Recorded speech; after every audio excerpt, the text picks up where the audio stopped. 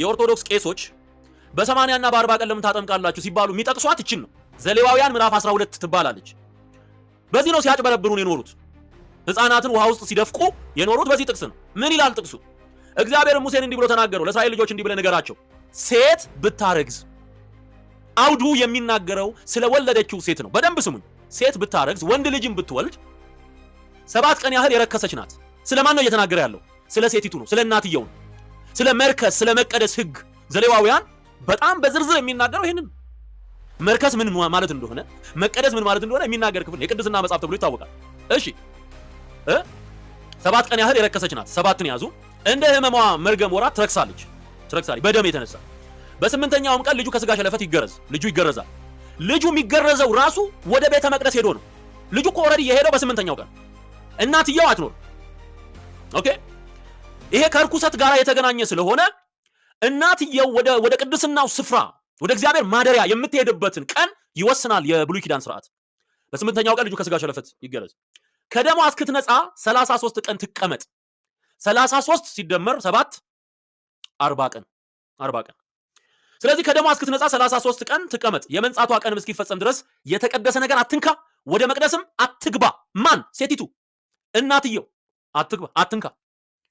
ሴት ልጅም ብትወልድ እንደ መርገሟ ወራት 2 ሳምንት ያህል የረከሰች ናት። 14 ቀን 2 ሳምንት 14 ቀን 7 ሲደመር 7 14።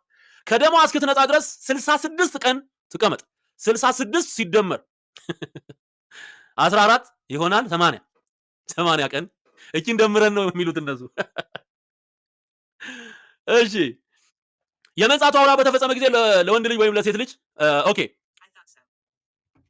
የመርገሟ ወራት 2 ሳምንት ያህል የረከሰችና ከደሟ እስክትነጻ ድረስ 66 ቀን ትቀመጥ። የመንጻቷ ወራት በተፈጸመ ጊዜ ለወንድ ልጅ ወይም ለሴት ልጅ የ1 ዓመት ጠቦት ለሚቃጠል መስዋዕት፣ የርግብም ግልገል ወይም ዋኖስ ለኃጢአት መስዋዕት ወደ መገናኛው ድንኳን ደጃፍ ወደ ካህኑ ታምጣለት።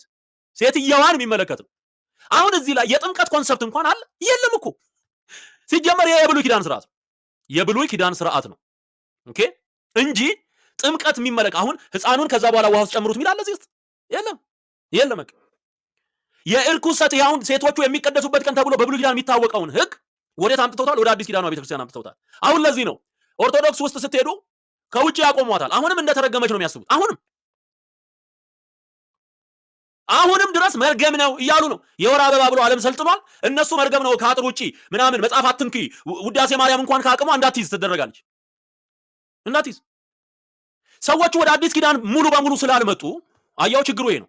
ሙሉ በሙሉ ስላልመጡ እስቲ ከ7 ጀምሮ ደግሞ ያለውን ወደ ታች ፖስት አድርጉልኝ። ከ7 ጀምሮ ደግሞ 7 እና 8 አንድ ላይ እሺ ወንድዬ ተባረክልኝ።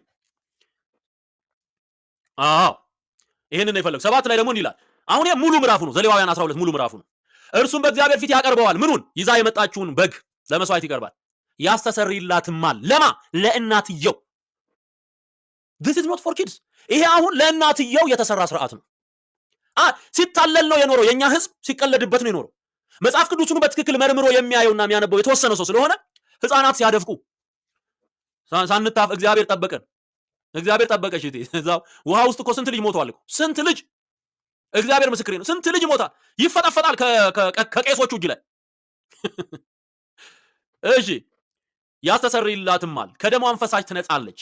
ወንድ ወይም ሴት ለምትወልድ ሴት ህጉ ይህ ነው። ወንድ ወይም ሴት ለወለደች ሴት ህጉ ይሄ ነው።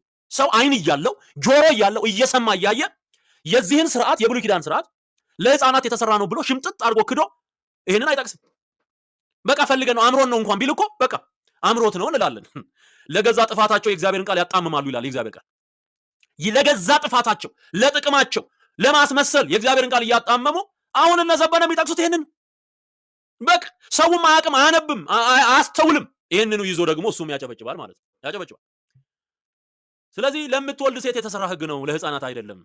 ጠቦት ለማምጣት ገንዘቧ ያልበቃት እንደሆነ 2 ዋኖሶች ወይም 2 የርግብ ግልገሎች፣ አንዱን ለሚቃጠል መስዋዕት ሌላውንም ለኃጢአት መስዋዕት ታቀርባለች። ካህኑም ያስተሰርይላታል፣ እርሷም ትነጻለች።